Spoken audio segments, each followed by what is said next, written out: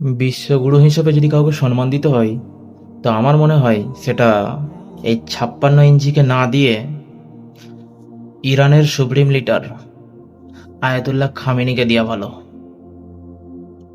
কারণ সে মানুষটা এমনই, মানে আমি শত্রুর সামনে মাথা নত করব না, আমি শহীদ হয়ে যাব সেও ভালো, তবু আমি শত্রুদের কাছে মাথা নত করব না। তো এটা তার জন্য ফিট বসে। আর আমাদের ভারতবর্ষের 56 ইঞ্চি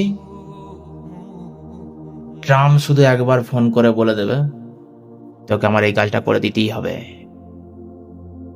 ব্যাস 56 ইঞ্চি থেকে জড়ো হয়ে হয়ে গেল 32 ইঞ্চি।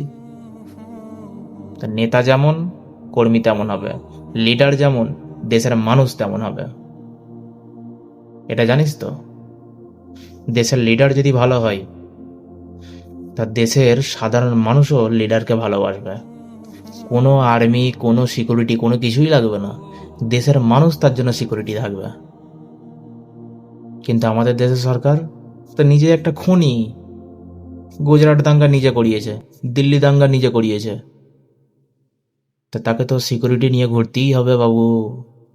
হয়তো আমার এই ভিডিওটার কারণে আমাকে পুলিশে তুলেও নিয়ে যেতে পারে, আমার বিরুদ্ধে আইনি ব্যবস্থাও নিতে পারে, কিন্তু যেটা সত্যি আমি যেটা বলে গেলাম, আমি অন্ধভক্ত নই। আমি অন্যায়টাকে দেখে আমি চুপ থাকতে পারি না।